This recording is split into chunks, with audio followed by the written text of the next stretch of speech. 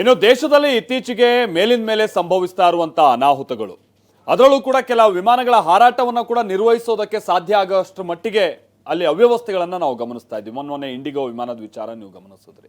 ಅದಾದ ನಂತರ ಗುಜರಾತ್ ವಿಮಾನ ಅನಾಹುತಗಳನ್ನು ಕೂಡ ಗಮನಿಸಿದ್ರಿ. ಕೇದಾರ್ನಾಥ್ ಇಲ್ಲೆಲ್ಲ ಆಗ್ತಾ ಇರುವಂಥ ಕೆಲ ಸಣ್ಣ ಪುಟ್ಟ ಲಘು ವಿಮಾನ ದುರಂತಗಳನ್ನು ಕೂಡ, ಹೆಲಿಕಾಪ್ಟರ್ ದುರಂತಗಳನ್ನು ಕೂಡ ನಾವು ಗಮನಿಸ್ತಾ ಇದ್ವಿ. ಇದೆಲ್ಲವೂ ಕೂಡ ನಮ್ಮ ನಾಗರಿಕ ವಿಮಾನಯಾನ ಇಲಾಖೆ ಯಾಕೆ ಪದೇ ಪದೇ ಫೇಲ್ಯೂರ್ ಆಗ್ತಾ ಇದೆ ಅನ್ನುವಂಥ ಪ್ರಶ್ನೆಯನ್ನು ಹುಟ್ಟಾಕ್ಸ್ತಾ ಇದೆ. ಅದರ ಜೊತೆಗೆ ಈ ಘಟನೆಗೆ ಸಂಬಂಧಪಟ್ಟ ಹಾಗೇನೂ ಕೂಡ ಈಗ ಬಾರಾಮತಿಯಲ್ಲಿ ನಡೆದಿರುವಂಥ ಅನಾಹುತಕ್ಕೆ ಸಂಬಂಧಪಟ್ಟ ಹಾಗೇನೂ ಕೂಡ ಅಲ್ಲಿ ಸರಿಯಾಗಿ ಸಿಬ್ಬಂದಿನೇ ಇರಲಿಲ್ಲ ಅನ್ನುವಂಥದ್ದನ್ನು ಕೂಡ ಕೆಲವರಿಗೆ ಆರೋಪಗಳನ್ನ ಮಾಡ್ತಾ ಇದ್ದಾರೆ. ಅದಕ್ಕೆ ಸಂಬಂಧಪಟ್ಟಾಗಿನ ಮಾಹಿತಿಗಳು ಕೂಡ ಇದೀಗ ಲಭ್ಯ ಆಗ್ತಾ ಇದೆ.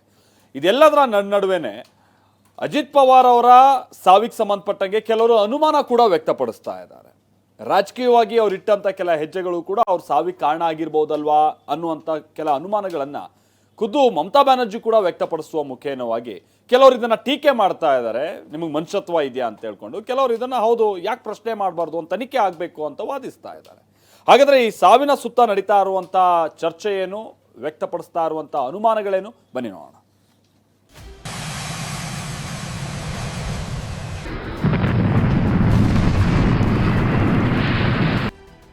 There is no safety and security of the people of this country. Ajit Pawar is willing to leave the BJP. And now what happened today? Proper investigation under the supervision of Supreme Court. तो उन्होंने ठीक ही मांग की होगी, क्योंकि VIP के साथ इस तरह की घटना न हो। वहाँ पर ऐसा हुआ क्यों, इसकी जांच तो होना ही चाहिए। देखिए, हम लोग सब बहुत शोकमय हैं। इतनी नीच बातें करना, आई थिंक ये बहुत ही, उनको भी संयम अपनाना चाहिए। ಅಜಿತ್ ಪವಾರ್ ದುರ್ಮರಣ ಮಹಾರಾಷ್ಟ್ರ ರಾಜಕಾರಣಕ್ಕೆ ತುಂಬಲಾರದ ನಷ್ಟ. ಮಹಾ ಡಿಸಿಎಂ ಸಾವಿಗೆ ದೇಶದ ಎಲ್ಲ ಪಕ್ಷಗಳ ನಾಯಕರು ದಿಗ್ಭ್ರಾಂತರಾಗಿದ್ದಾರೆ. ರಾಷ್ಟ್ರಪತಿ ದ್ರೌಪದಿ ಮುರ್ಮು, ಪ್ರಧಾನಿ ಮೋದಿ, ಲೋಕಸಭೆ ವಿಪಕ್ಷ ನಾಯಕ ರಾಹುಲ್ ಗಾಂಧಿ ಸೇರಿದಂತೆ ನಾಯಕರು ಅಕಾಲಿಕ ನಿಧನಕ್ಕೆ ಕಂಬನಿ ಮಿಡಿದಿದ್ದಾರೆ. ಮಹಾರಾಷ್ಟ್ರದ ದಾದಾನಿಗೆ ಸಂತಾಪ ಸೂಚಿಸಿದ್ದಾರೆ.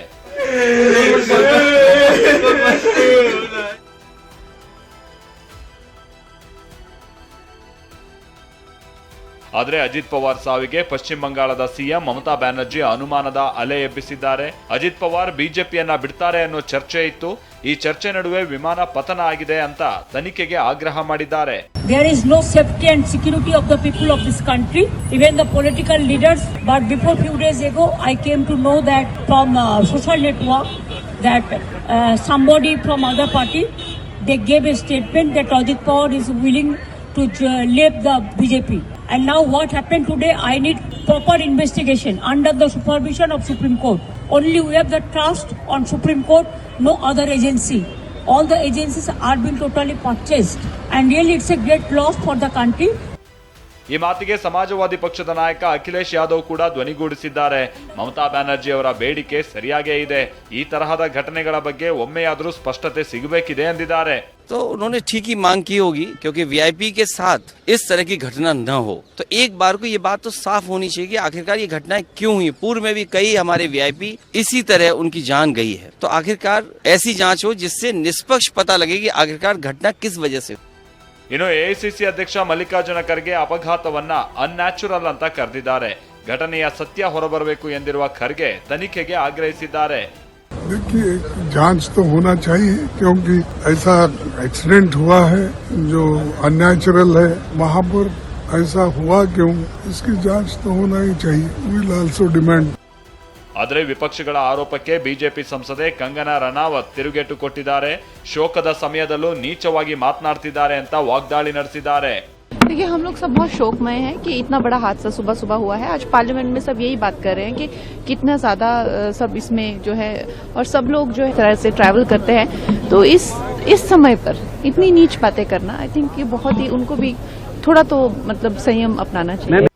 ಇದೆಲ್ಲದರ ನಡುವೆ ಅಜಿತ್ ಪವಾರ್ ಅಗಲಿಕೆಗೆ ರಾಜ್ಯದ ನಾಯಕರು ಕೂಡ ಸಂತಾಪ ಸೂಚಿಸಿದ್ದಾರೆ. ಬಹಳ ಪ್ರೋಗ್ರೆಸಿವ್ ಲೀಡರ್ ಅವರು, ಡೆಪ್ಟಿ ಚೀಫ್ ಮಿನಿಸ್ಟರ್. ಅವರು ನಮ್ಮಿಂದ ದೂರ ಆಗಿದ್ದಾರೆ.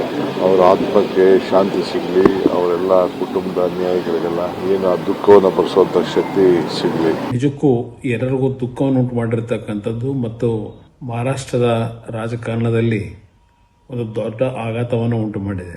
ಈ ಒಂದು ಅವರ ನಿಧನಕ್ಕೆ ಭಗವಂತ ಶಾಂತಿಯನ್ನು ಕೊಡಲಿ, ಆತ್ಮಕ್ಕೆ ಶಾಂತಿಯನ್ನು ಕೊಡಲಿ. ಬಹಳ ನೋವಿನ ಸಂಗತಿ. ದೇಶದಲ್ಲಿರ್ತಕ್ಕಂಥ ಅಭಿಮಾನಿಗಳಿಗೆ ಅವರ ದುಃಖವನ್ನ ಭರಿಸುವಂತ ಶಕ್ತಿ ಭಗವಂತ ನೀಡಲಿ ಅಂತೇಳಿ. ಮಹಾರಾಷ್ಟ್ರದ ದಾದಾ ವಿಮಾನ ಪತನದಲ್ಲಿ ಕೊನೆ ಉಸಿರೆಳೆದಿದ್ದಾರೆ. ಎನ್ಸಿಪಿ ನಾಯಕನ ಸಾವಿನ ಸುತ್ತ ವಿಪಕ್ಷಗಳು ಅನುಮಾನ ವ್ಯಕ್ತಪಡಿಸ್ತಾ ಇದ್ರೆ ಶೋಕದಲ್ಲಿಯೂ ಇಂಥ ರಾಜಕೀಯ ಬೇಕಾ ಅಂತ ಬಿಜೆಪಿ ನಾಯಕರು ಪ್ರಶ್ನಿಸ್ತಾ ಇದ್ದಾರೆ. Bureau report, TV9.